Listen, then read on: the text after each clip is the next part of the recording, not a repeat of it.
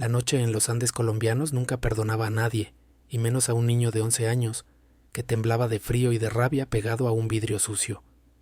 Julián limpió el vapor de la ventana con la manga de su camisa y sintió como el aliento se le congelaba al ver lo que pasaba abajo en el patio de tierra del orfanato San Gabriel. La lluvia caía fuerte golpeando los techos de lata, pero no lograba ocultar la escena que le partía el alma. Allí estaba la directora Elvira Vargas. Era una mujer corpulenta que siempre olía a tabaco negro y a mentiras. Ella contaba billetes viejos, bajo la luz amarilla y enferma de una lámpara de aceite, mientras un hombre con ruana y sombrero de ala ancha firmaba unos papeles arrugados sobre el capó de un camión. Al lado del hombre, tiritando bajo el agua helada, estaba Tomás, su mejor amigo, el niño de 10 años que compartía su arepa de maíz cuando el hambre apretaba y que sabía hacer figuras con el barro del patio para olvidar el encierro. Tomás no llevaba maleta, solo llevaba el miedo clavado en los ojos grandes y oscuros y la ropa vieja que le quedaba grande. Se lo llevaban. Julián entendió con una claridad dolorosa que a su amigo no lo habían adoptado unos padres amorosos como prometía la directora en los domingos de misa.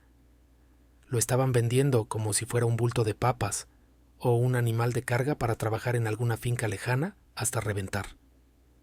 El camión encendió el motor tosiendo humo negro y Tomás subió a la parte trasera sin mirar atrás. Julián sintió que una mano invisible le apretaba la garganta. Sabía en ese instante terrible que si se quedaba en San Gabriel, él sería el siguiente en la lista de mercancía. La directora Vargas ya le había echado el ojo a su espalda fuerte y a sus manos hábiles para la mecánica. Se alejó de la ventana con el corazón golpeándole las costillas como un tambor de guerra que anunciaba el final de su infancia. Caminó descalzo por el pasillo del dormitorio, escuchando los ronquidos de 40 niños hacinados y el olor a lana húmeda y orina que impregnaba las paredes. Julián buscó debajo de su catre y sacó el pedazo de hierro afilado que había escondido semanas atrás, pensando en una oportunidad que nunca llegaba. Fue hacia la ventana del baño al final del pasillo oscuro donde nadie vigilaba a esta hora. Los barrotes estaban oxidados, comidos por la humedad eterna de la montaña, pero seguían firmes. Metió el hierro entre la madera podrida del marco y el metal y empujó con toda la fuerza que le daban sus brazos flacos. La madera crujió un sonido seco y peligroso que pareció un disparo en el silencio de la madrugada. Julián se congeló esperando ver a los guardias correr, pero solo escuchó el viento silbando afuera. Volvió a empujar cerrando los ojos.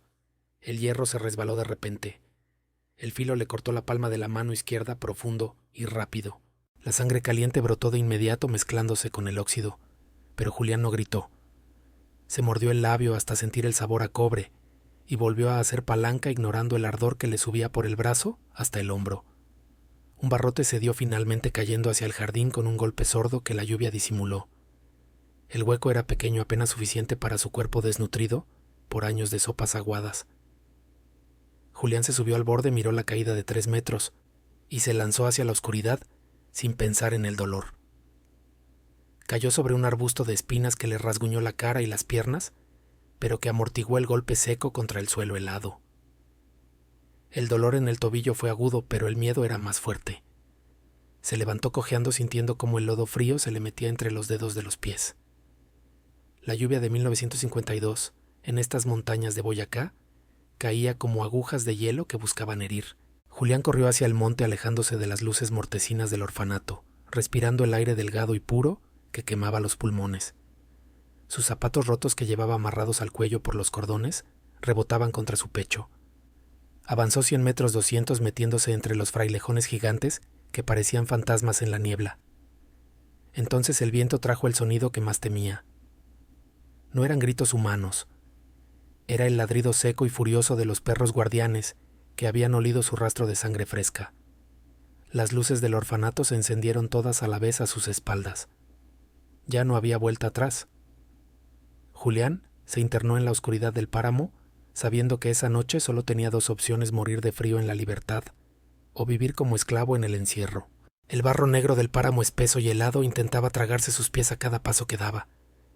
Julián no se detuvo, aunque los pulmones le ardían por la falta de aire en esa altura donde solo crecían los frailejones y el musgo. Los ladridos de los perros del orfanato se habían quedado atrás, perdidos en la tormenta, pero ahora enfrentaba a un enemigo más silencioso y letal, el frío de la montaña. La lluvia había empapado su camisa delgada pegándola a la piel como una segunda capa de hielo, y sus dientes castañeaban con un ritmo incontrolable que le dolía en la mandíbula. Se detuvo un instante apoyándose en una piedra grande y húmeda para recuperar el aliento. Miró su mano izquierda. La sangre se había mezclado con la tierra formando una costra oscura y sucia, pero la herida seguía palpitando con cada latido de su corazón acelerado. Julián sabía que no podía quedarse quieto. En los Andes el sueño venía rápido con el frío y el que se dormía mojado en la intemperie amanecía muerto.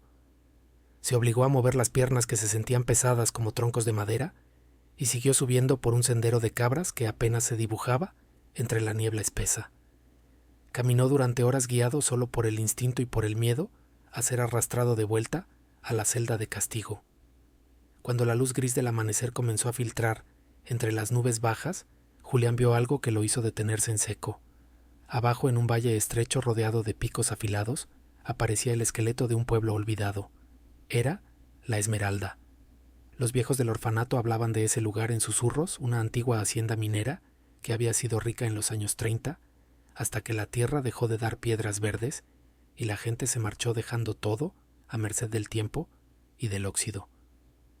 Julián bajó por la ladera resbalosa con cuidado de no torcerse el tobillo en las piedras sueltas. El silencio del pueblo era absoluto, más pesado que el ruido de la tormenta.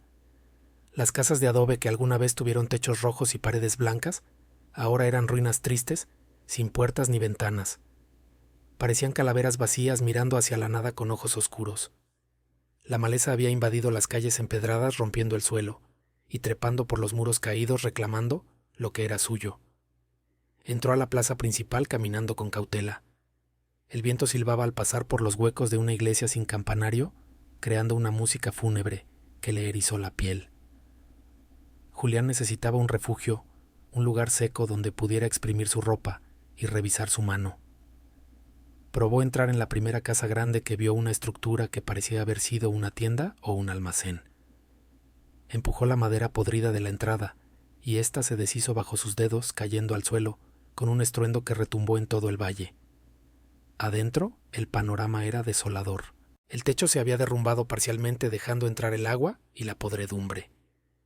El piso de madera estaba lleno de huecos negros, trampas mortales, que esperaban un paso en falso. Julián retrocedió, sintiendo una desesperación nueva.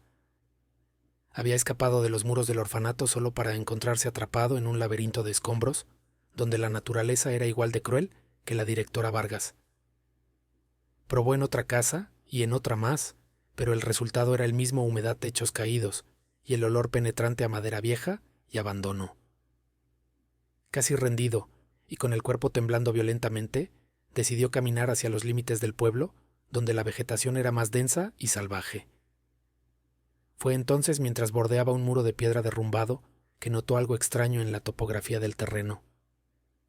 Había un montículo de tierra cubierto de enredaderas y barro acumulado por años de deslaves, pero la forma era demasiado geométrica, demasiado regular para ser natural.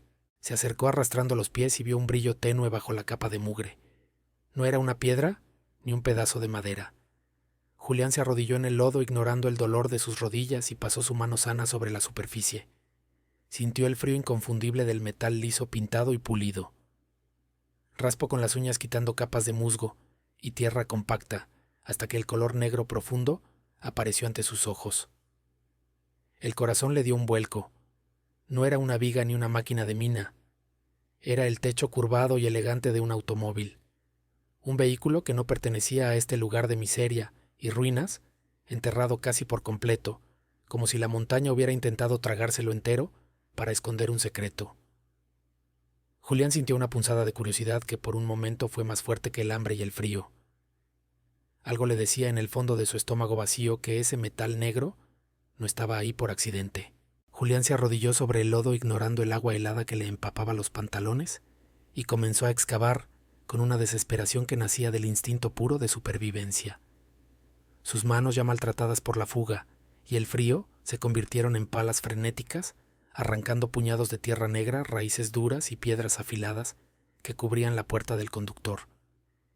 El hambre le mordía el estómago con calambres agudos que lo obligaban a doblarse cada pocos minutos, pero la promesa de un refugio seco lo mantenía en movimiento.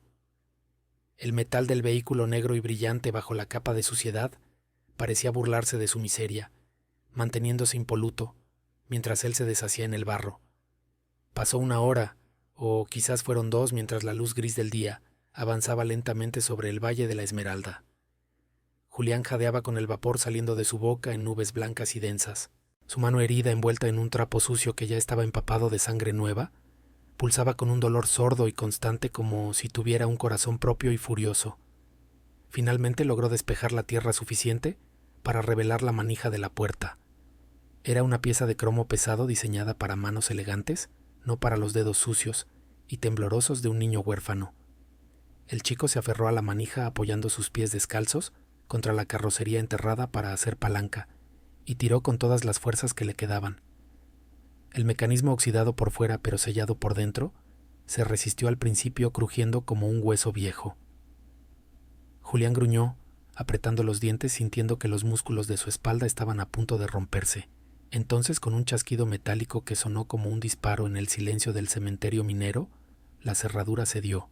La puerta se abrió con un gemido largo y pesado, liberando una bocanada de aire que golpeó a Julián en la cara. No olía a humedad ni a podredumbre, ni a la muerte lenta del pueblo fantasma. Olía a cuero curado, a madera barnizada, y a un perfume antiguo y dulce que le recordaba a las flores secas.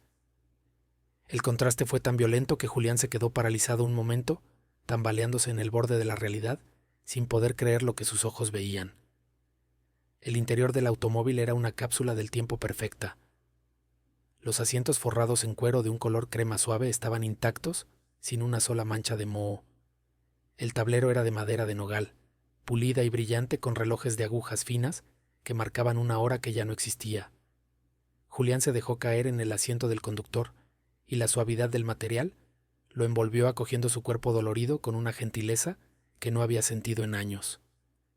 Cerró la puerta tras de sí, y el sonido del mundo exterior, el viento, la lluvia y el miedo desapareció al instante, reemplazado por un silencio denso y protector. Sus ojos, acostumbrados a la grisura del orfanato, recorrían cada detalle con asombro. En el asiento trasero vio una manta de lana virgen gruesa y cálida, doblada con cuidado geométrico.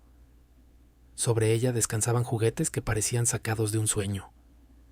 Había soldados de plomo pintados a mano, un avión de madera tallada y libros con tapas de cuero repujado. Julián estiró la mano temiendo que todo se desvaneciera como humo y tocó el volante de marfil. Era real. Todo era real. La curiosidad más fuerte que el agotamiento lo llevó a abrir la guantera frente al asiento del copiloto. El pequeño compartimento cayó suavemente revelando su contenido secreto. No había mapas ni herramientas. Había una fotografía en blanco y negro enmarcada en plata que mostraba a un niño sonriente, vestido con un traje de domingo, abrazado a un perro pastor alemán.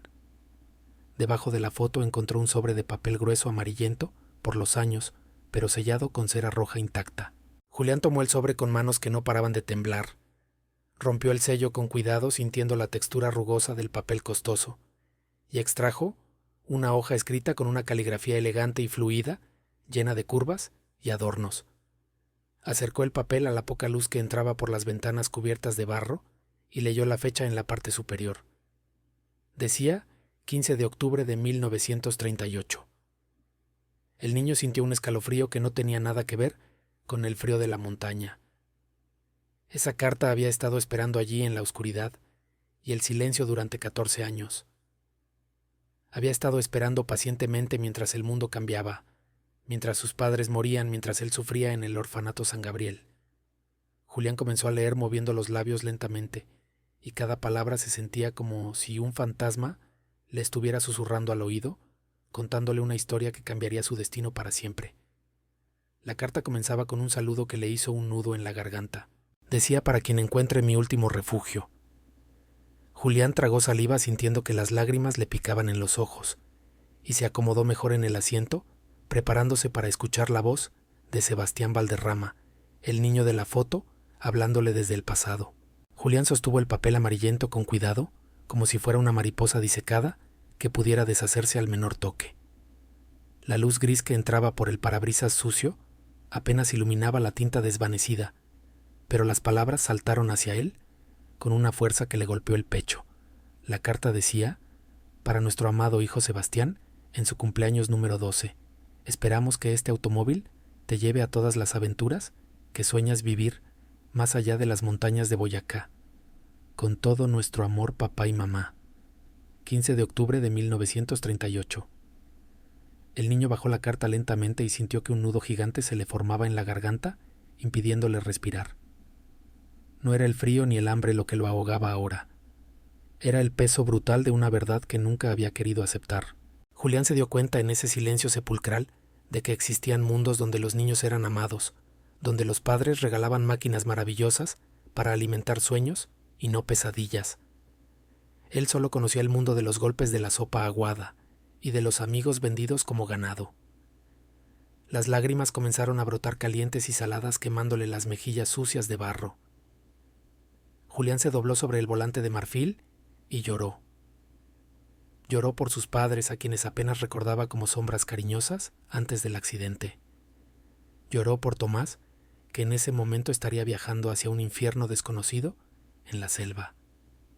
Lloró por los 5 años de soledad en el orfanato San Gabriel, donde había aprendido a volverse invisible para sobrevivir.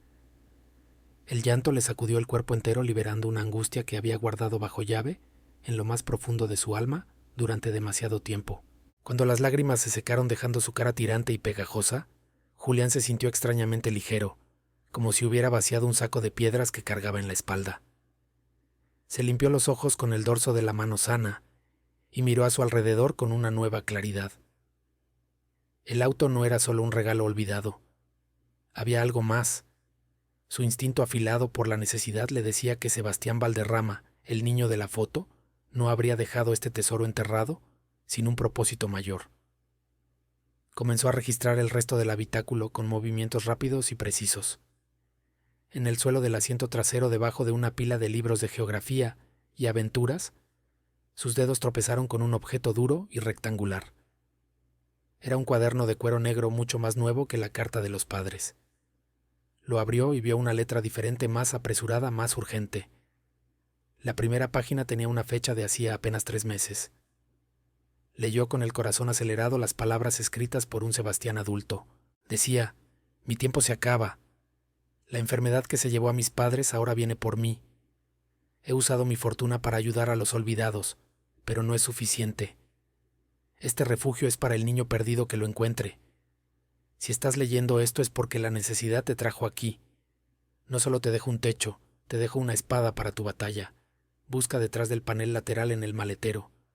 Julián cerró el cuaderno sintiendo una descarga eléctrica recorrerle la espina dorsal. No era un accidente. Él estaba destinado a estar allí. Salió del asiento del conductor y trepó hacia la parte trasera, ignorando el dolor punzante en su mano cortada.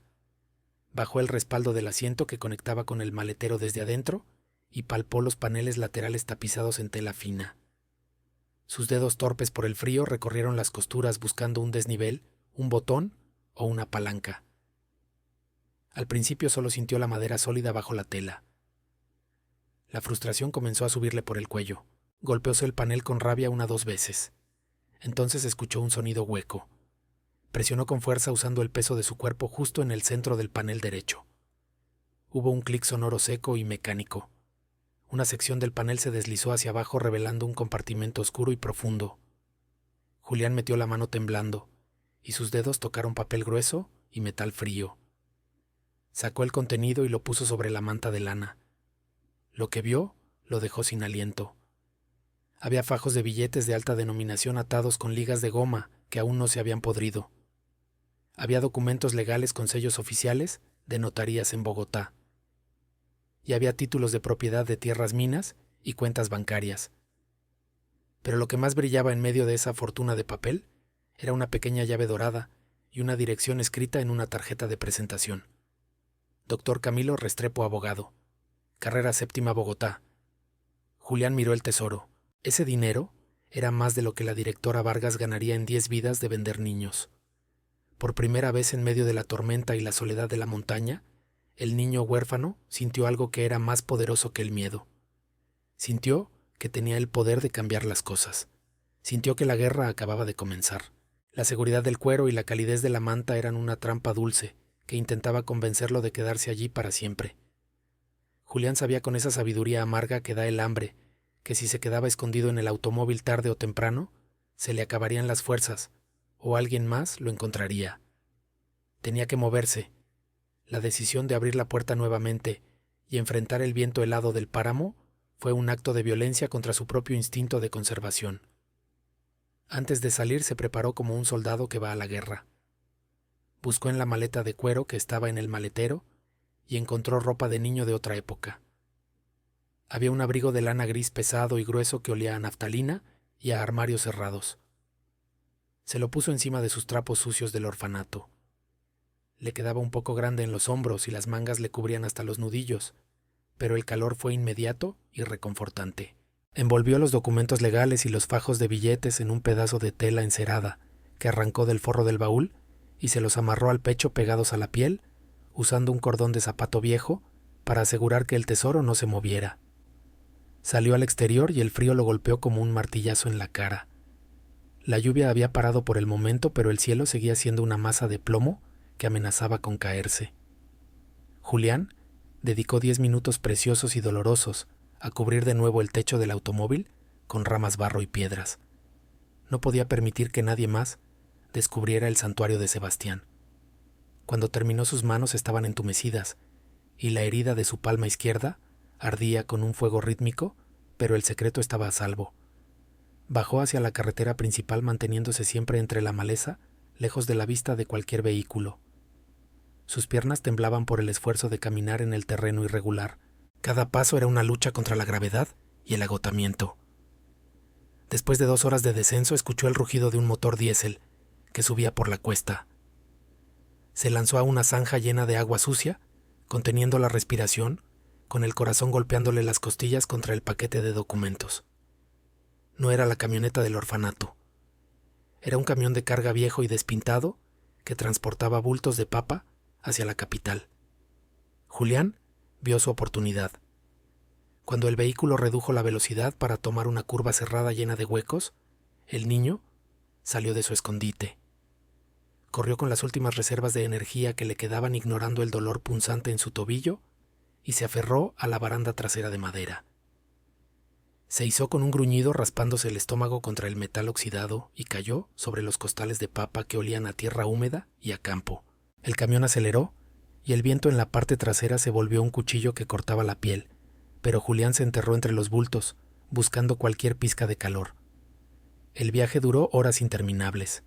El traqueteo constante le sacudía los huesos y el polvo de la carretera se le metía en los ojos, en la nariz y en la garganta, cubriendo el abrigo fino de una capa de mugre gris.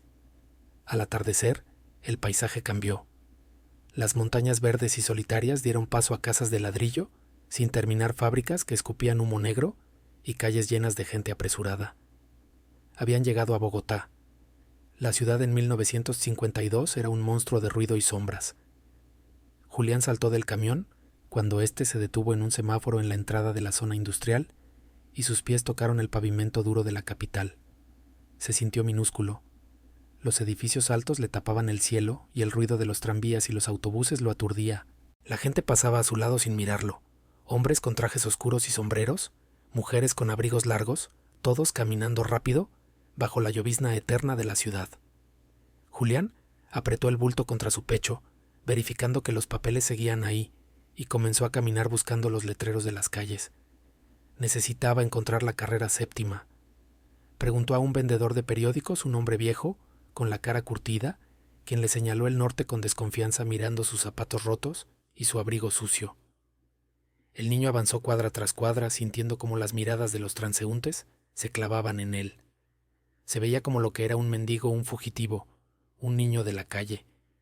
Pero bajo esa ropa sucia llevaba la llave de un imperio. Finalmente encontró el edificio. Era una construcción imponente de piedra blanca con puertas de hierro forjado y ventanales grandes. El número coincidía con la tarjeta del abogado.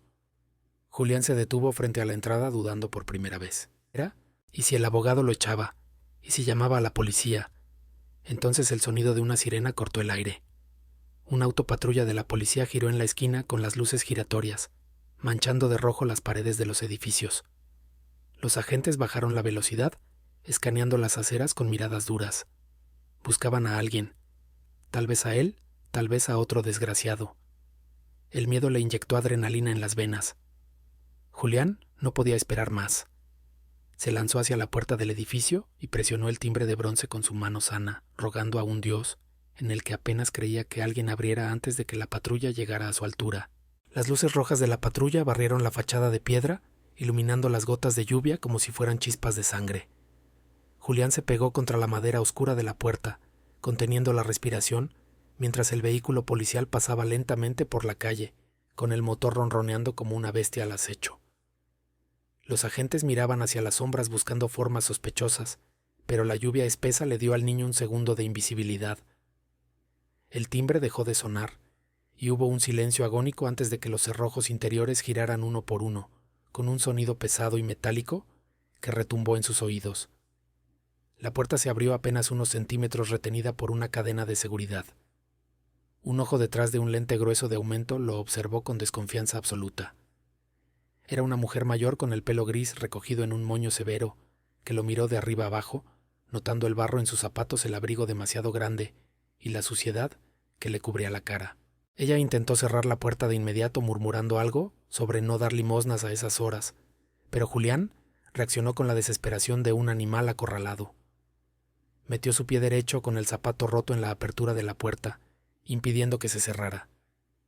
El dolor en su tobillo fue agudo, pero no se movió. Julián susurró, con la voz ronca y quebrada por el frío, que no quería dinero. Dijo que venía de parte de Sebastián Valderrama.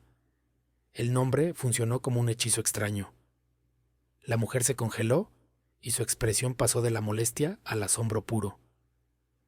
La cadena de seguridad fue retirada con manos temblorosas, y la puerta se abrió por completo, liberando una ola de calor y olor a cera para pisos que golpeó a Julián en el rostro. El niño entró al vestíbulo dejando huellas de lodo negro sobre la alfombra roja impecable. La secretaria retrocedió, llevándose una mano a la boca mientras señalaba hacia una puerta doble de roble al final del pasillo. De esa habitación salió un hombre alto vestido con un traje gris impecable y un chaleco abotonado. Tenía una barba blanca recortada con precisión militar y ojos que parecían haber leído demasiadas mentiras. Era el doctor Camilo Restrepo. El abogado miró al niño sucio que goteaba agua en su piso y luego miró a su secretaria buscando una explicación. Julián no esperó a que lo echaran. Con dedos entumecidos y torpes comenzó a desatar el cordón que mantenía el paquete pegado a su pecho. El nudo estaba mojado y apretado, y su mano herida le falló 2 veces incapaz de agarrar la cuerda. La frustración le subió a la garganta quemándole como ácido. Restrepo dio un paso adelante con impaciencia, pero se detuvo cuando Julián finalmente logró rasgar la tela encerada. Los documentos cayeron sobre una mesa baja de caoba. Los fajos de billetes, los títulos de propiedad y la carta amarillenta con la fecha de 1938 quedaron expuestos bajo la luz eléctrica. Restrepo se acercó lentamente y tomó la carta. Sus ojos recorrieron la caligrafía y Julián vio cómo la máscara de severidad del abogado se rompía. El hombre se dejó caer en un sillón de cuero, como si le hubieran cortado las cuerdas que lo sostenían, y susurró que había estado esperando ese día durante 14 años. Miró a Julián, ya no como a un mendigo, sino como a un fantasma que había regresado de la tumba. Le preguntó su nombre con una voz suave que contrastaba con su apariencia dura. Julián respondió intentando mantenerse firme, a pesar del mareo que le causaba el calor súbito de la habitación. Dijo que se llamaba Julián y que venía del orfanato San Gabriel. El nombre del orfanato hizo que el abogado se pusiera tenso de nuevo. Restrepo se levantó, caminó hacia la ventana y cerró las cortinas pesadas de terciopelo, bloqueando la vista hacia la calle. Se volvió hacia el niño y su rostro estaba pálido. Le dijo que su llegada era un milagro, pero también una sentencia de peligro inminente. Le explicó con palabras rápidas y nerviosas que la directora Elvira Vargas no era solo una administradora cruel de un orfanato rural. Restrepo reveló que Vargas tenía socios poderosos en la capital, políticos y jefes de policía que se beneficiaban del tráfico de niños. Y lo peor no era eso. El abogado confesó que esa misma mañana había recibido una llamada de un contacto en la fiscalía. Vargas estaba en Bogotá. Había llegado hacía unas horas furiosa y desesperada, con una lista de descripciones y una orden de captura falsificada, buscando a un niño fugitivo que había robado propiedad del Estado. Ella sabía que Julián estaba en la ciudad y tenía a media policía buscándolo no para arrestarlo, sino para silenciarlo antes de que pudiera hablar con alguien importante. Julián sintió que el calor de la oficina se convertía en hielo. Había corrido cientos de kilómetros solo para meterse en la boca del lobo. El doctor Restrepo no perdió tiempo en lamentos ni en consuelos vacíos. Se movió hacia la pared norte de la oficina, donde una biblioteca de madera oscura llegaba hasta el techo, llena de códigos civiles y enciclopedias que olían a polvo antiguo. Julián lo observaba paralizado por el miedo, esperando que la policía derribara la puerta en cualquier segundo. El abogado empujó un lomo falso entre dos libros de historia romana y se escuchó un clic sordo seguido por el gemido de bisagras que no se habían usado en años. La estantería entera giró hacia adentro, revelando una habitación estrecha y sin ventanas, iluminada apenas por una bombilla desnuda que colgaba de un cable. Julián entró en ese refugio secreto sintiendo que el aire estaba viciado y quieto, como si el tiempo se hubiera detenido allí también. Restrepo cerró la entrada falsa detrás de ellos y el sonido de los cerrojos al encajar fue el sello final de su confinamiento. Durante los siguientes 3 días, ese cuarto oculto se convirtió en el universo entero del niño. Había un catre militar, una mesa pequeña llena de archivos desordenados y una radio de onda corta que zumbaba constantemente con estática y voces lejanas. El abogado le traía comida y ropa limpia, pero hablaba poco. Pasaba las horas revisando los documentos que Julián había traído del automóvil, validando cada firma, cada sello, cada centavo de la herencia de Sebastián Valderrama. Pero la soledad de Julián se rompió en la tercera noche. La biblioteca giró de nuevo y esta vez no entró el viejo abogado. Entró una mujer joven de unos 20 años, con el cabello cortado de manera irregular y una cicatriz fina que le cruzaba la ceja derecha. Se presentó como Sofía. No le dio la mano ni le sonrió. Simplemente se sentó al otro lado de la mesa y puso una pistola pequeña de metal negro sobre la madera. Sofía le explicó con una voz que sonaba a lija y ceniza que ella había sido una de las niñas de San Gabriel. Había escapado hacía 5 años, pero no había tenido la suerte de encontrar un auto lleno de tesoros. Ella había tenido que sobrevivir en las calles de Bogotá robando y escondiéndose hasta que decidió usar su odio como combustible. Ahora trabajaba como informante, infiltrándose en los lugares donde la gente decente no se atrevía a mirar.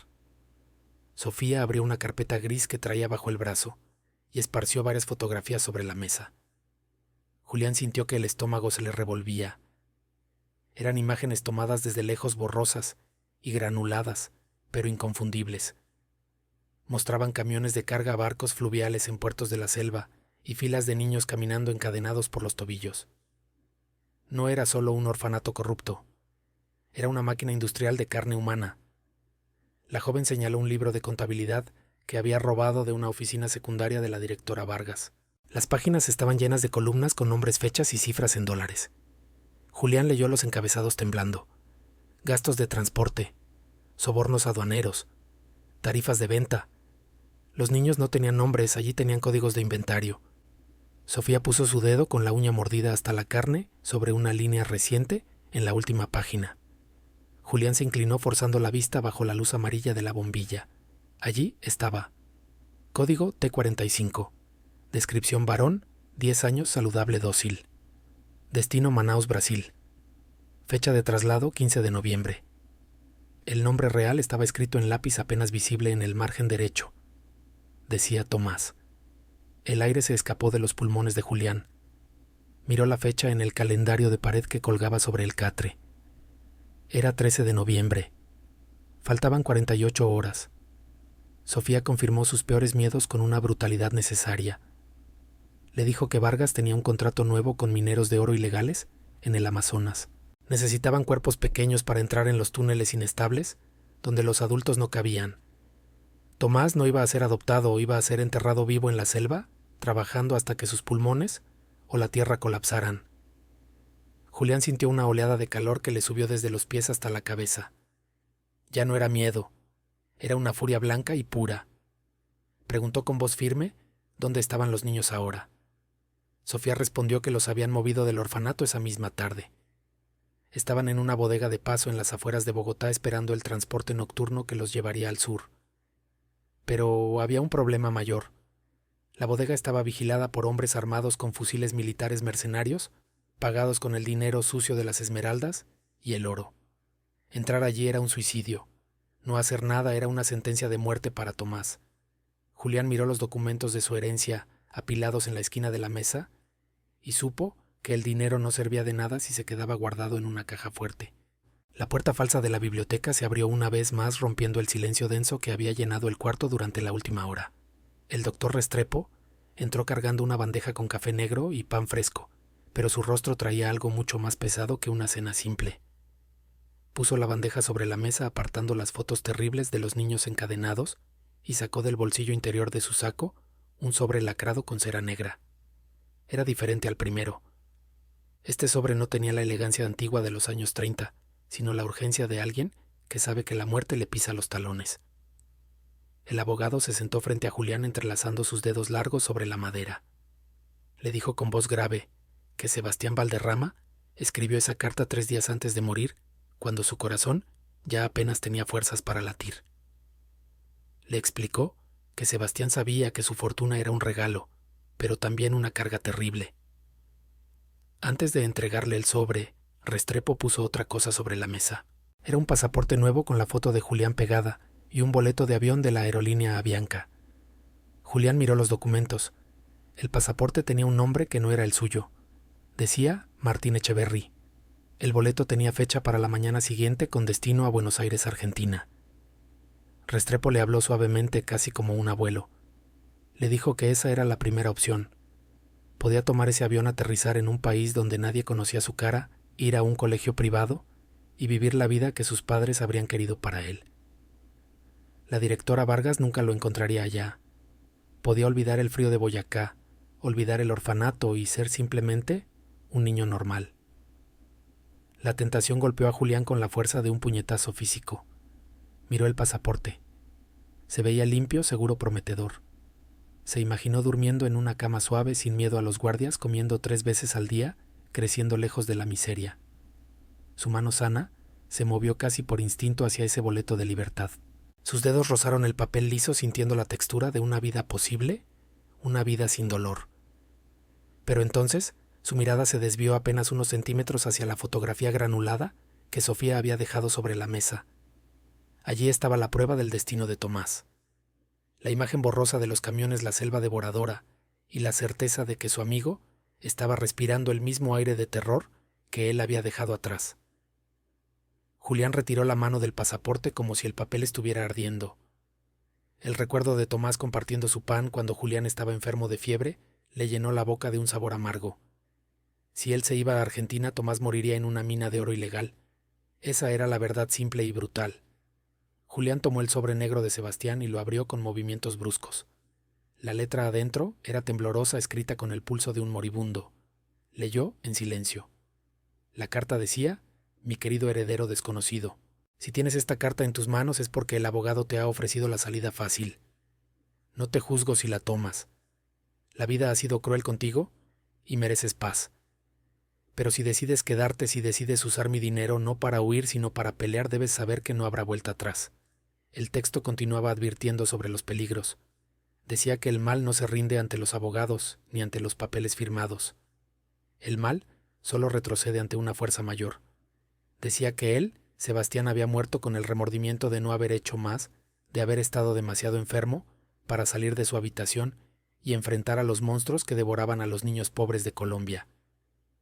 Terminaba con una frase que se le clavó a Julián en el alma. Decía: «La libertad que no se comparte no sirve de nada».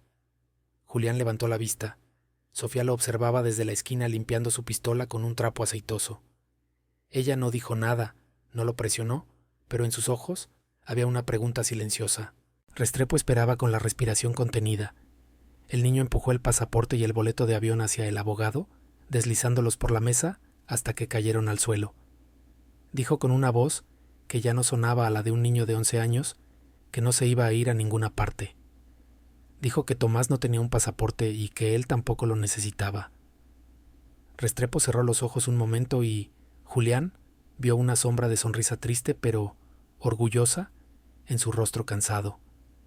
El abogado se agachó, recogió los documentos de viaje y los rompió en 4 pedazos precisos. Luego se levantó y caminó hacia un cuadro de un paisaje andino que colgaba en la pared del fondo. Lo movió hacia un lado, revelando una caja fuerte de acero empotrada en el concreto. Restrepo comenzó a girar la dial izquierda, derecha, izquierda. Le dijo a Julián que había tomado la decisión difícil, la decisión que Sebastián esperaba, pero que temía.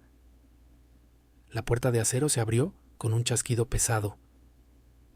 Adentro no había más dinero. Había planos, mapas detallados de alcantarillados, rutas de contrabando y estructuras antiguas. Restrepo sacó un rollo de papel azul grande y desgastado y lo extendió sobre la mesa cubriendo las fotos de los crímenes. Era el plano arquitectónico original del orfanato San Gabriel y de la bodega industrial donde tenían a los niños. El abogado señaló una línea roja que cruzaba el subsuelo de la bodega. Dijo que esa era la única ventaja que tenían: un túnel de drenaje colonial olvidado por la ciudad moderna que conectaba directamente con el corazón de la fortaleza de Vargas. Dijo que si iban a salvar a Tomás, tenían que entrar por las entrañas de la tierra esa misma noche. La biblioteca secreta se llenó rápidamente de humo de cigarrillo y de voces bajas que discutían sobre la vida y la muerte. El doctor Restrepo había hecho 3 llamadas telefónicas urgentes, usando claves extrañas que Julián no entendía del todo. 1 hora después, la puerta falsa de la estantería giró de nuevo con ese gemido metálico que ya le era familiar al niño. Entraron 2 hombres con caras que parecían mapas de cicatrices antiguas. Uno era un minero retirado conocido como el Topo, un experto en abrir huecos en la roca más dura de las montañas. El otro era un médico joven, el doctor Bernal, que tenía las manos manchadas de tinta y los ojos rojos de un cansancio infinito. Sofía desplegó un mapa nuevo sobre la mesa de roble, uno que había dibujado ella misma basándose en su vigilancia peligrosa de las últimas 6 horas. Señaló los puntos rojos marcados con un lápiz de cera alrededor de la bodega industrial en las afueras. Dijo con una frialdad que helaba la sangre que la situación era mucho peor de lo que pensaban al principio. No se enfrentaban a celadores nocturnos con bolillos de madera y linternas viejas que apenas alumbraban. Se enfrentaban a hombres armados con fusiles Mauser veteranos de la violencia política que desangraba los campos de Colombia en 1952. El Topo silbó por lo bajo, un sonido agudo entre sus dientes rotos al ver las marcas de las ametralladoras en las torres de vigilancia del mapa. Dijo que eso no era un depósito de niños, era una fortaleza militar. Dijo que si intentaban entrar por la fuerza bruta con las pocas pistolas que tenían, los iban a masacrar antes de cruzar el primer portón de hierro. Julián escuchaba todo desde su rincón, sintiendo cómo el miedo le subía por las piernas, como agua helada, pero manteniéndose quieto como una estatua. Sabía por experiencia propia que el miedo no servía de nada si no se convertía en acción inmediata. Restrepo golpeó la mesa con el puño cerrado, haciendo saltar los papeles y las tazas de café. Preguntó con voz ronca si había alguna debilidad, algún punto ciego en esa muralla de hierro y fuego. Sofía negó con la cabeza lentamente. Dijo que los mercenarios conocidos como pájaros cubrían todas las entradas visibles y que tenían perros entrenados patrullando el perímetro cada 15 minutos. La única forma de entrar sin desatar una balacera que mataría a los niños en el fuego cruzado era desde adentro. Alguien tenía que abrir las puertas traseras de carga desde el interior para que el equipo de rescate pudiera entrar rápido y en silencio absoluto. Todos se quedaron callados, mirando el plano azul antiguo, con sus líneas blancas que parecían venas muertas. El túnel de drenaje colonial que Restrepo había señalado con esperanza antes terminaba en una rejilla estrecha dentro del cuarto de calderas de la bodega. El Topo midió el ancho del túnel con sus dedos gruesos llenos de callos y negó con la cabeza otra vez. Dijo que un hombre adulto con hombros anchos se quedaría atascado en los primeros 5 metros de tubería. Dijo que necesitaban a alguien pequeño, ágil y lo suficientemente loco para arrastrarse por 300 metros de oscuridad, lodo y ratas. Julián dio un paso al frente saliendo de las sombras de la biblioteca. Dijo con una voz que intentó que no temblara que él cabía por ese tubo. Dijo que él había limpiado chimeneas en el orfanato San Gabriel y que sabía moverse en espacios donde el aire faltaba y las paredes apretaban. Restrepo se giró bruscamente y le prohibió siquiera pensarlo. Dijo que no había rescatado a Julián del frío mortal del páramo para enviarlo a morir en una alcantarilla sucia de Bogotá. Dijo que era una locura, un suicidio, enviar a un niño desarmado contra asesinos profesionales. Pero Julián no retrocedió ni un milímetro. Miró al abogado a los ojos y le recordó la carta de Sebastián Valderrama. Le dijo que la libertad que no se comparte no sirve de nada.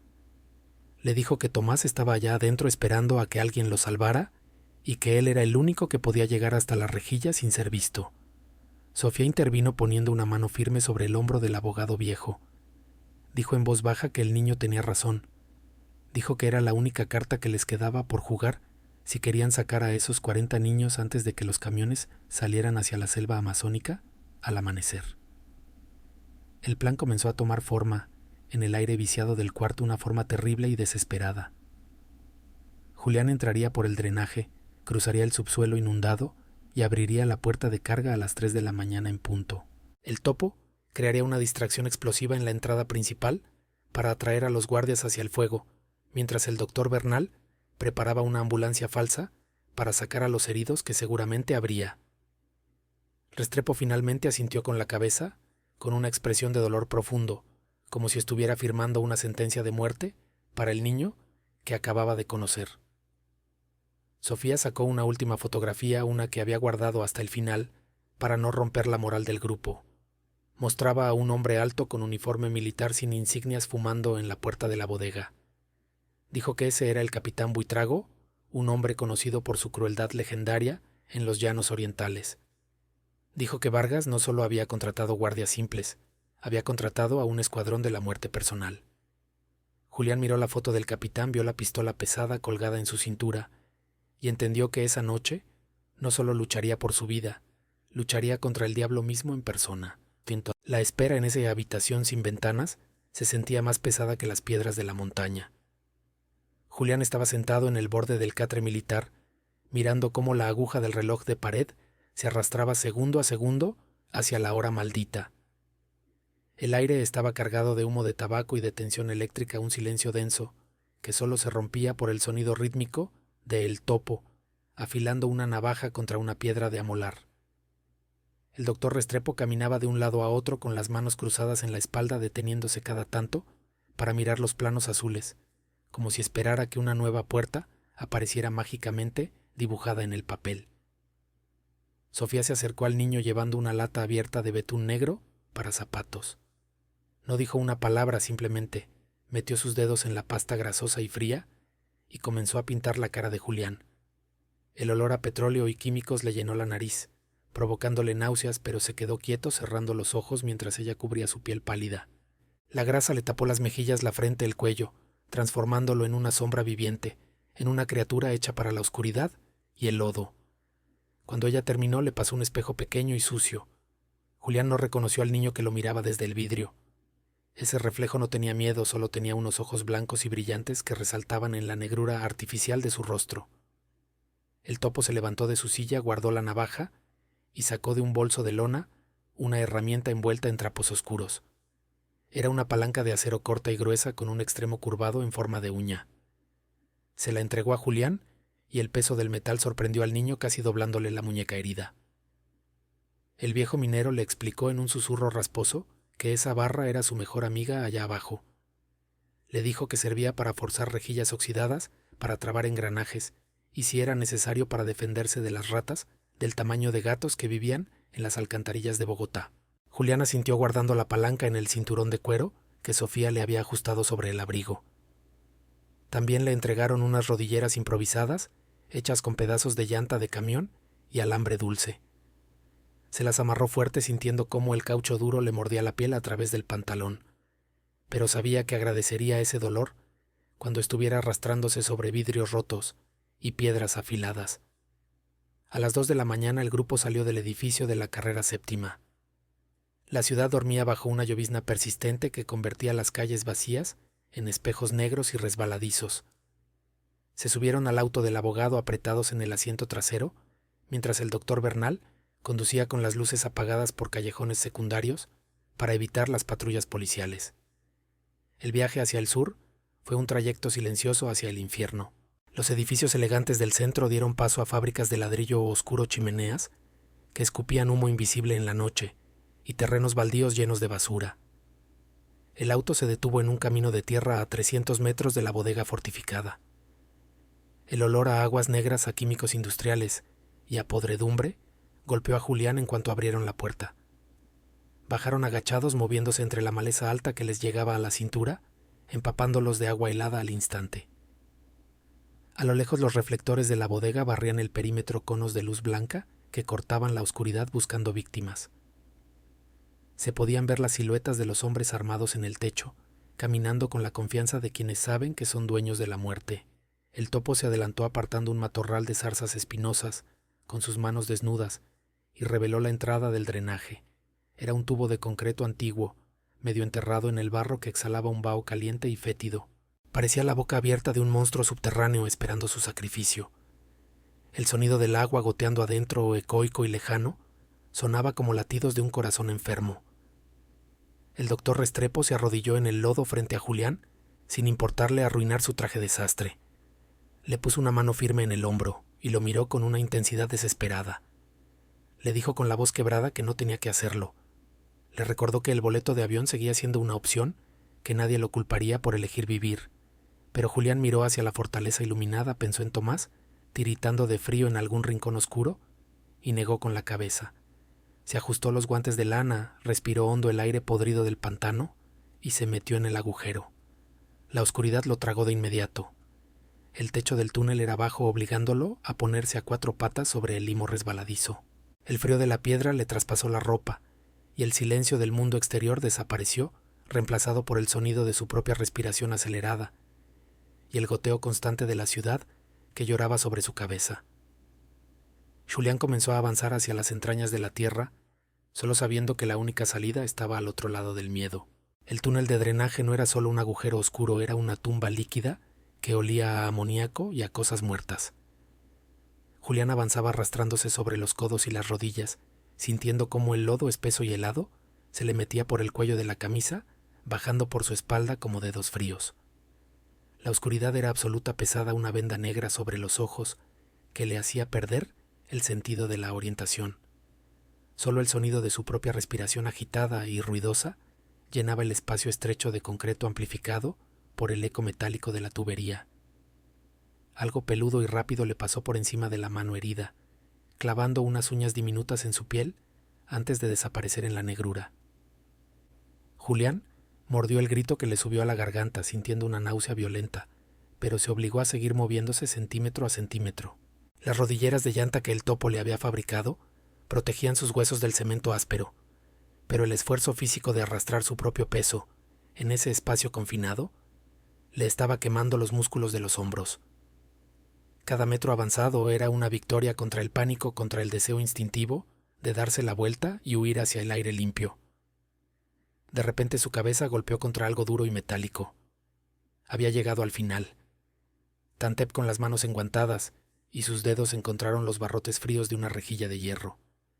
A través de las rendijas le llegó una corriente de aire caliente seco y el sonido sordo de maquinaria pesada funcionando. Julián pegó la cara a los barrotes limpiándose la grasa y el sudor de los ojos para poder ver. Al otro lado estaba el cuarto de calderas de la bodega. Veía tuberías gigantes envueltas en asbesto blanco y un horno industrial que rugía con un fuego naranja. No había nadie a la vista por el momento.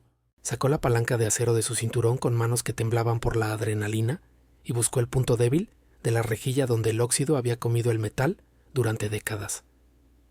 Metió la punta curvada de la herramienta entre el marco de concreto y el hierro y empujó con todo el peso de su cuerpo cansado. El metal gimió un sonido agudo y chirriante que le pareció un disparo en el silencio relativo del sótano. Julián se congeló con el corazón golpeándole las costillas, como un martillo, esperando ver botas militares corriendo hacia él. Pasaron 10 segundos eternos. Nadie vino. El ruido de las calderas había camuflado su esfuerzo. Volvió a empujar apretando los dientes hasta que le dolieron las encías. Hubo un chasquido seco como de un hueso al romperse, y la rejilla cedió abriéndose lo suficiente para que él pudiera pasar. Julián se deslizó por el hueco, cayendo al suelo de cemento caliente del cuarto de máquinas. El cambio de temperatura fue brutal. Pasó del frío húmedo de la alcantarilla al calor sofocante del infierno industrial en cuestión de segundos. Se arrastró rápidamente detrás de una pila de cajas de madera, buscando las sombras, intentando hacerse invisible. Desde su escondite tenía una vista parcial de la zona de carga principal a través de una puerta entreabierta. Lo que vio le heló la sangre más que el agua del drenaje. La bodega era inmensa, iluminada por focos potentes que colgaban de las vigas de acero. En el centro, sentados en el suelo de concreto, había más de 40 niños. Estaban agrupados como ganado, rodeados por hombres armados que fumaban y reían. Los niños no lloraban. Estaban en ese estado de shock silencioso, donde el terror ya no permite lágrimas, solo una resignación vacía. Julián buscó desesperadamente una cara conocida entre la multitud de cabezas agachadas. Sus ojos recorrieron las filas saltando de un niño a otro, hasta que se detuvieron en una figura pequeña cerca de una columna de soporte. Era Tomás. Estaba más delgado que hace 3 días, con la ropa rasgada y un moretón oscuro en la mejilla izquierda, pero estaba vivo. Julián sintió un alivio tan intenso que casi se le doblan las piernas, pero la emoción duró poco. Una puerta metálica se abrió al otro lado de la bodega y entró ella. La directora Elvira Vargas caminaba con paso firme, haciendo sonar sus tacones contra el piso duro, vestida con un abrigo de piel que parecía obsceno en medio de tanta miseria. Ella se detuvo frente al grupo de niños y comenzó a hablar con el capitán Buitrago, señalando a Tomás y a otros 2 niños grandes. Julián sabía lo que eso significaba. Estaban seleccionando a los primeros en subir a los camiones. Tenía que moverse, tenía que llegar a la puerta trasera para dejar entrar al equipo de rescate, pero para hacerlo tenía que cruzar una zona iluminada. Buscó algo para cubrirse, para disimular su presencia si lo veían de lejos. Encontró un overol de mecánico sucio colgado en un clavo oxidado en la pared. Se lo puso encima de su ropa mojada, subiéndose el cuello para tapar parte de su cara manchada de negro. Ahora parecía a la distancia un pequeño ayudante de limpieza, una sombra más en la maquinaria de la bodega. Julián salió de su escondite caminando pegado a la pared, con la cabeza baja y una caja vacía en las manos para fingir que trabajaba. Su corazón latía tan fuerte que temía que se escuchara por encima de los motores. Pasó a 5 metros del grupo de niños. Nadie lo miró. Los guardias estaban demasiado ocupados escuchando a Vargas. Pero entonces, uno de los niños levantó la cabeza. Era un niño pequeño del dormitorio 3, conocido por tener una tos crónica. El niño miró hacia las sombras, hacia la figura encorvada que caminaba pegada al muro. Sus ojos se abrieron con sorpresa, reconociendo algo en la forma de caminar, o tal vez viendo a través del disfraz de grasa y tela sucia. El niño abrió la boca y Julián le hizo un gesto desesperado, imperceptible, llevándose un dedo sucio a los labios. El niño entendió. Bajó la mirada rápidamente, temblando, pero el movimiento brusco atrajo la atención de un guardia cercano. El hombre giró la cabeza, escaneando las sombras donde Julián acababa de estar, con la mano yendo instintivamente hacia la funda de su pistola. El guardia se quedó quieto con la mano apoyada en la culata de su revólver, escaneando las sombras con ojos de cazador. Julián se encogió detrás de una torre de tambores de aceite, conteniendo la respiración hasta que los pulmones le dolieron, sintiendo cómo el sudor frío le bajaba por la espalda bajo el overol sucio. El hombre dio un paso hacia adelante y sus botas militares crujieron sobre el cemento manchado de grasa, un sonido que retumbó en la cabeza del niño como un trueno cercano. Si el mercenario daba 2 pasos más, lo encontraría agazapado como una rata, y la misión de rescate terminaría con una bala en la frente. Pero la suerte, o tal vez el destino, intervino en ese segundo crítico. La directora Vargas gritó una orden aguda desde el centro de la bodega, exigiendo que comenzaran a cargar a los niños más grandes en el primer camión. El guardia dudó, miró una última vez hacia la oscuridad donde se escondía Julián, escupió al suelo con desprecio y se dio la vuelta para obedecer a la mujer que pagaba su sueldo. Julián soltó el aire que tenía atrapado, pero sabía que el alivio era temporal. El camino directo hacia las puertas traseras de carga estaba bloqueado por 3 hombres armados que vigilaban la salida. No podía simplemente caminar hasta allá y abrir los cerrojos. Necesitaba que esos hombres se movieran. Necesitaba que el orden militar de la bodega se convirtiera en caos absoluto. Sus ojos recorrieron el cuarto de máquinas buscando un arma, una distracción, algo que fuera más grande que él. Su mirada se detuvo en el panel de control eléctrico principal, una caja metálica gris, llena de cables gruesos y luces de advertencia que zumbaba con la potencia de un generador industrial. Julián se movió arrastrándose pegado a la pared hasta llegar frente al panel. Sacó la palanca de acero que le había dado el topo y sintió el peso frío del metal en su mano. Sabía lo que tenía que hacer y sabía que era peligroso. Si tocaba el cable equivocado, la descarga eléctrica lo mataría al instante, friéndole el corazón antes de que pudiera gritar. Pero no había tiempo para dudas. Tomás estaba siendo empujado hacia la salida y los motores de los camiones ya rugían afuera. Metió la punta curvada de la palanca en la ranura de la puerta del panel y tiró con fuerza. La cerradura saltó y la puerta se abrió, revelando las entrañas de cobre y cerámica del sistema. Julián respiró hondo, cerró los ojos por un segundo para pedir perdón por lo que iba a hacer y lanzó la palanca directamente contra los fusiles principales. El estruendo fue ensordecedor. Una lluvia de chispas azules y blancas estalló frente a su cara como fuegos artificiales furiosos, cegándolo momentáneamente. El olor acre a ozono y a plástico quemado llenó el aire de golpe.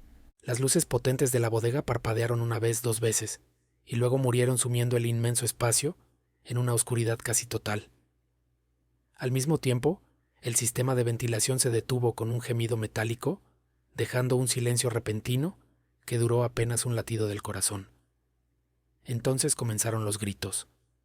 Los guardias gritaban órdenes contradictorias encendiendo linternas que cortaban la negrura como espadas de luz nerviosa. Los niños, aprovechando la confusión, comenzaron a llorar y a moverse rompiendo las filas ordenadas. Julián no se quedó a ver su obra. Aprovechó la ceguera temporal de los mercenarios y corrió hacia la zona de carga, guiándose por la memoria del plano azul que había estudiado en la biblioteca secreta. Se quitó el overol mientras corría dejándolo tirado para confundir a cualquiera que lo persiguiera, y se quedó solo con su ropa oscura y su cara pintada de negro. Pasó corriendo junto a un grupo de hombres confundidos, gritando con voz fingida de pánico que había fuego en el cuarto de máquinas. La mentira funcionó. Los hombres corrieron hacia el humo que empezaba a salir del panel destrozado, despejando el camino hacia la puerta trasera. Julián llegó a los portones de metal corrugado. Eran inmensos cerrados con una barra transversal de hierro y un candado pesado.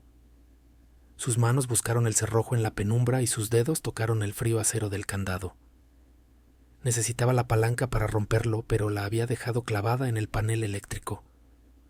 Un golpe de pánico le cerró la garganta. Había cometido un error fatal. Intentó levantar la barra con sus propias manos, empujando con desesperación, pero el metal no cedía. Estaba atrapado. Detrás de él escuchó una voz que conocía una voz que le heló la sangre. Era el capitán Buitrago. El hombre no había corrido hacia el fuego falso. Se había quedado quieto observando, esperando a ver quién intentaba escapar. Una linterna potente iluminó a Julián, clavándolo contra la puerta cerrada como a un insecto en un tablero de corcho. El capitán caminó hacia él despacio con la pistola desenfundada, apuntando al pecho del niño. Se rió un sonido seco y sin humor. Dijo que sabía que había una rata en el edificio. Dijo que Julián había causado muchos problemas para hacer algo tan pequeño. Julián miró a los lados. No había salida. Estaba acorralado entre el acero frío de la puerta y el cañón negro del arma de Buitrago. El capitán amartilló la pistola, el clic metálico sonando definitivo en la oscuridad. Le preguntó con curiosidad sádica quién lo había enviado. Julián levantó la barbilla mirando al asesino a los ojos y sintió una calma extraña. No iba a morir rogando. Iba a morir de pie. Pero antes de que Buitrago pudiera apretar el gatillo, el mundo entero tembló. Una explosión masiva sacudió los cimientos de la bodega. El portón principal al otro lado del edificio voló en pedazos, envuelto en una bola de fuego naranja. El topo había cumplido su parte del trato. La onda expansiva tiró al capitán al suelo, y el ruido de la detonación fue tan fuerte que Julián sintió que le sangraban los oídos. La distracción final había llegado, pero ahora el infierno se había desatado de verdad.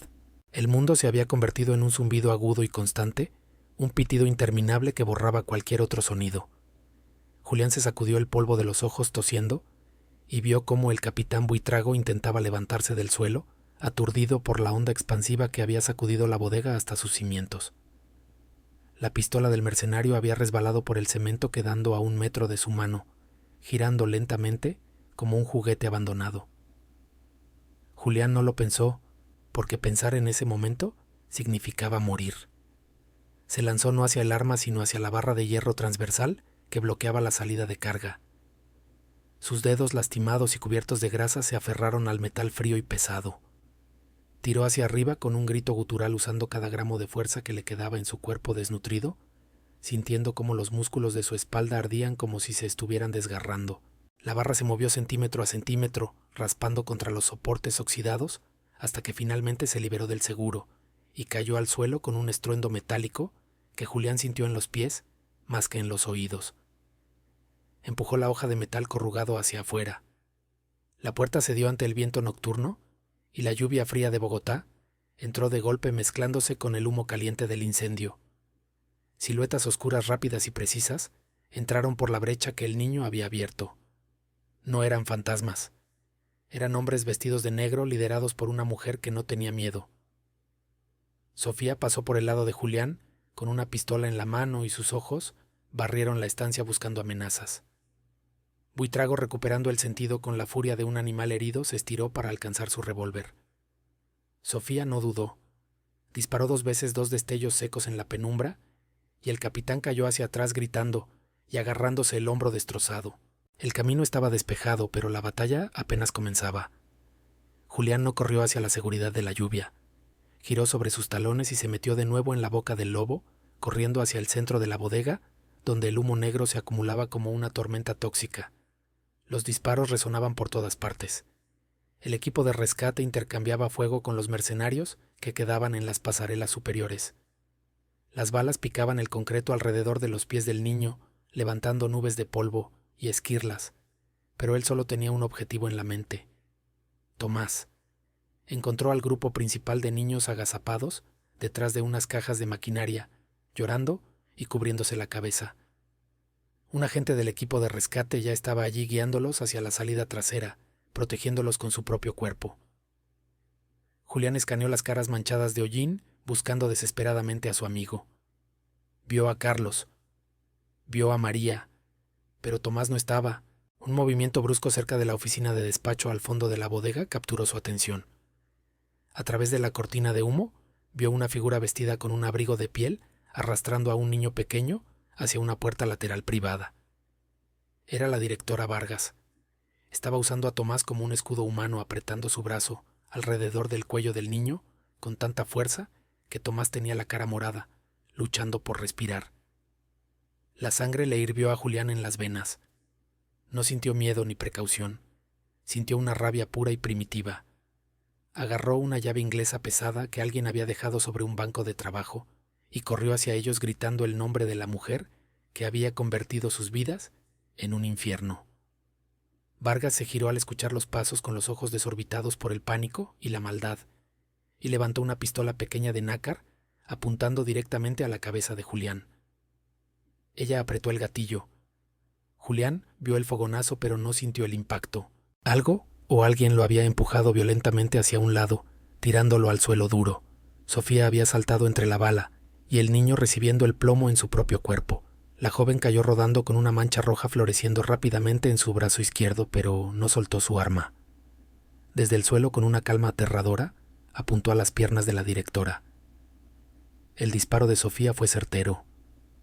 Vargas soltó a Tomás con un alarido agudo cayendo de rodillas, mientras su pierna derecha colapsaba bajo ella. Tomás, liberado de la llave de estrangulamiento, se arrastró por el suelo tosiendo, tratando de alejarse de la mujer que lo había vendido. Julián se levantó ignorando el dolor del golpe y corrió hacia su amigo. Lo agarró de la camisa tirando de él, con desesperación revisando que estuviera entero. Vargas intentó levantar su arma de nuevo con la mano temblando por el dolor y la furia, maldiciendo a los niños que habían arruinado su imperio. Pero antes de que pudiera disparar otra vez, 3 agentes del equipo de rescate la rodearon pateando la pistola lejos de su alcance y presionándola contra el suelo sucio que merecía. El sonido de las esposas cerrándose alrededor de sus muñecas fue la música más dulce que Julián había escuchado en su vida. El incendio, alimentado por el aceite y la madera vieja, comenzaba a rugir con fuerza en el techo, haciendo que las vigas de acero gimieran por el calor. Sofía se puso de pie apretándose la herida sangrante y le hizo una señal urgente a Julián. Tenían que salir. Julián pasó el brazo de Tomás sobre sus hombros cargando el peso de su amigo, y juntos comenzaron a caminar hacia la luz gris y lluviosa de la puerta trasera.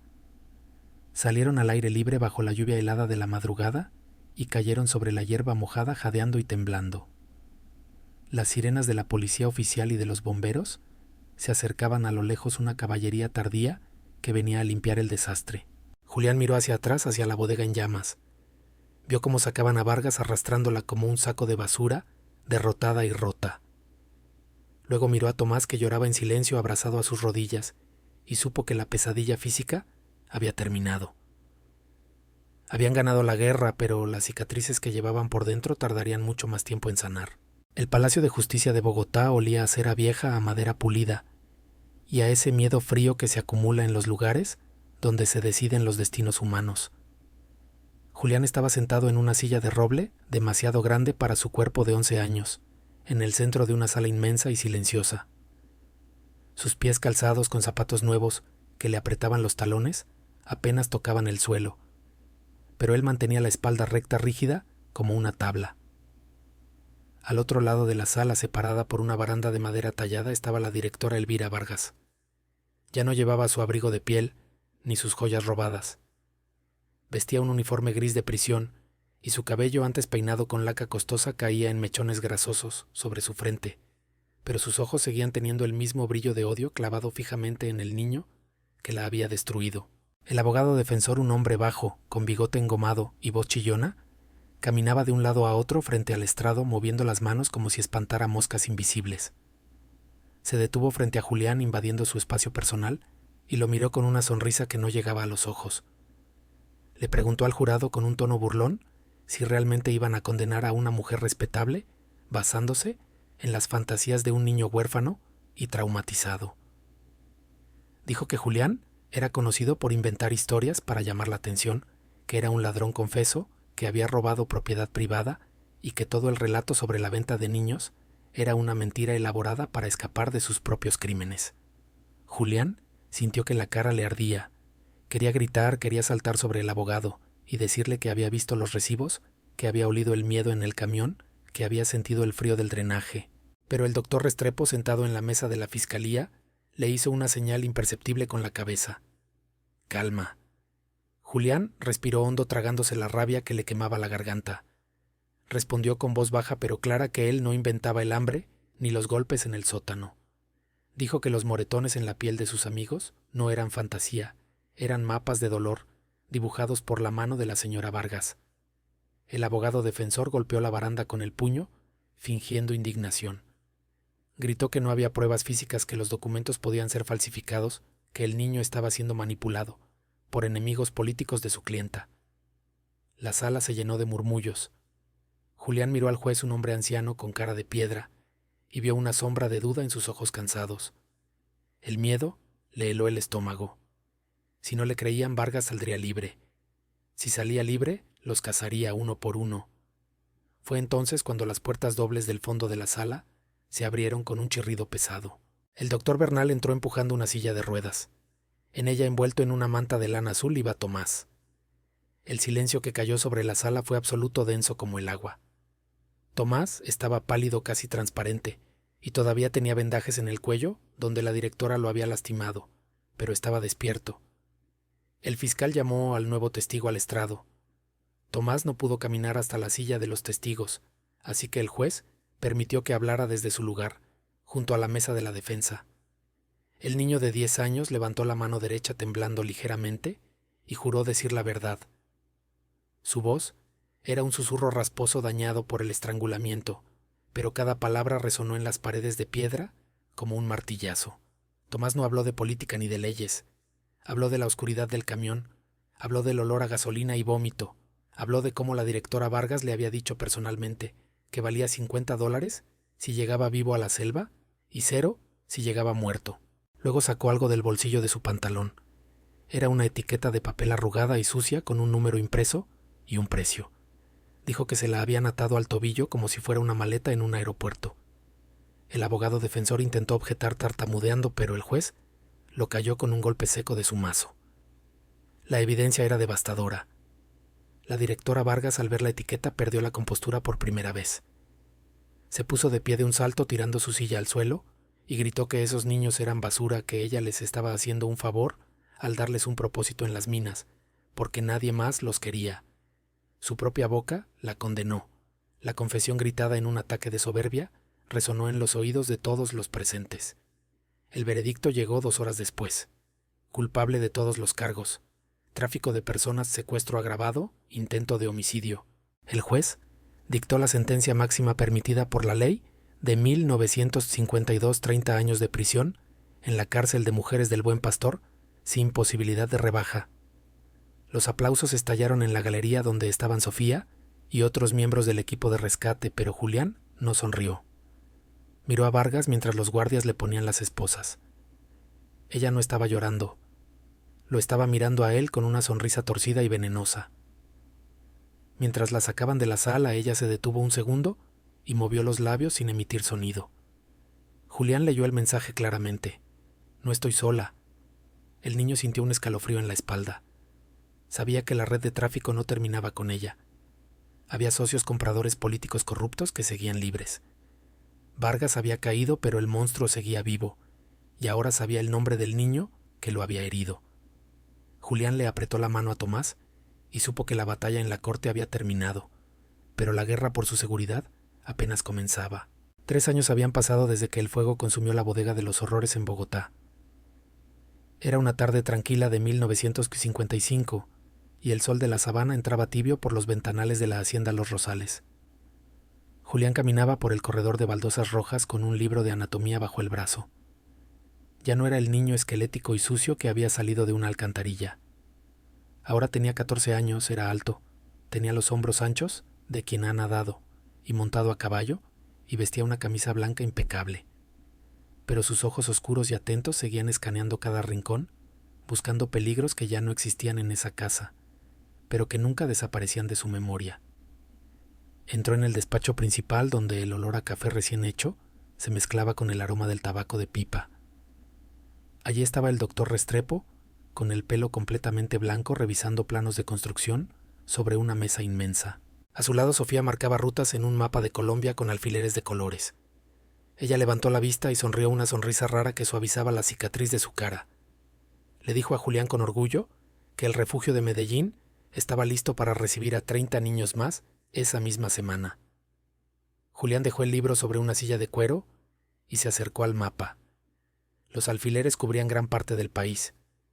Cada punto rojo era una batalla ganada, un orfanato corrupto, cerrado, una red de explotación desmantelada gracias a la Fundación Sebastián Valderrama. La herencia del heredero muerto no se había gastado en lujos vacíos. Se había convertido en ladrillos, en comida en escuelas y en abogados feroces que perseguían a los criminales hasta debajo de las piedras.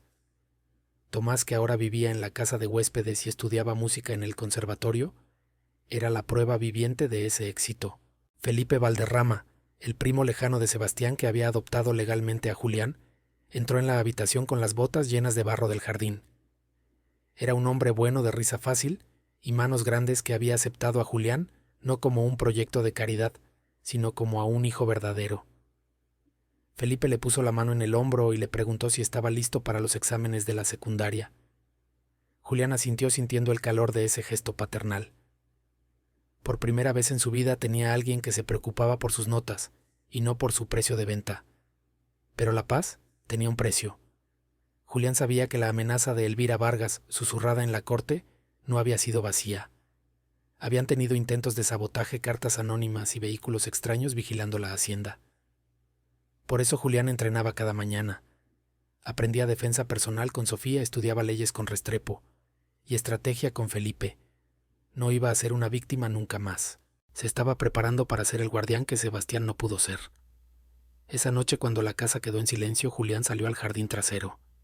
El aire estaba frío, recordándole las noches en el páramo, pero esta vez el frío no le dolía.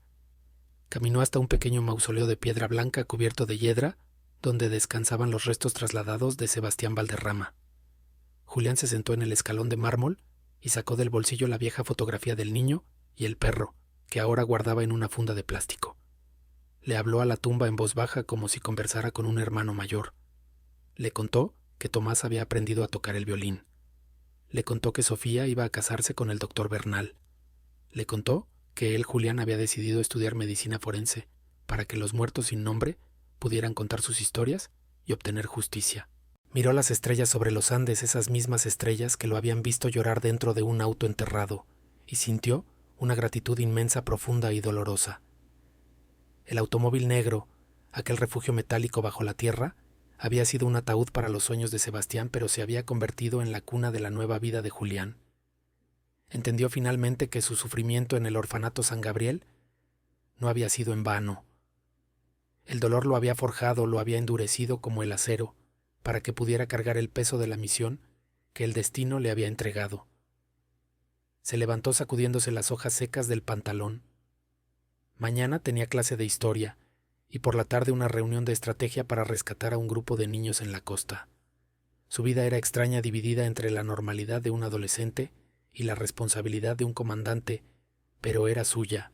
Julián guardó la foto cerca de su corazón y caminó de regreso hacia las luces cálidas de la casa, sabiendo que mientras él respirara, ningún niño volvería a estar solo en la oscuridad. La historia de la víctima había terminado, y la leyenda del Salvador apenas comenzaba. A veces la vida nos entierra bajo montañas de problemas, tal como estaba ese automóvil olvidado en la niebla de Boyacá. Pero la historia de Julián nos enseña algo inmensamente poderoso. Nos enseña que cuando pensamos que hemos sido enterrados, en realidad hemos sido plantados. El dolor del orfanato, el frío del páramo y el terror de la bodega no destruyeron al niño, lo forjaron. Lo convirtieron en el acero necesario para romper las cadenas de otros. Sebastián Valderrama dejó dinero, es cierto, pero su verdadera herencia fue demostrar que el amor puede viajar a través del tiempo, incluso más allá de la muerte, esperando el momento justo para florecer. Julián tomó ese amor y lo multiplicó, probando que la verdadera libertad no sirve de nada si se disfruta en soledad mientras otros sufren. La valentía no es la ausencia de miedo, es la decisión firme de que hay algo mucho más importante que el miedo, como la vida de un amigo. Quizás tú también estés pasando por un momento oscuro, o sientas que el mundo es demasiado grande y cruel. Pero recuerda que al igual que Julián encontró una llave en la oscuridad, tú también tienes la fuerza escondida para cambiar tu destino y el de quienes te rodean. Si esta historia tocó tu corazón, y si crees en la justicia y en los finales que valen la pena, te invito a formar parte de nuestra familia. Suscríbete al canal para que sigamos compartiendo relatos que alimentan el alma, y recuerda que mientras haya alguien dispuesto a luchar, la esperanza nunca se pierde.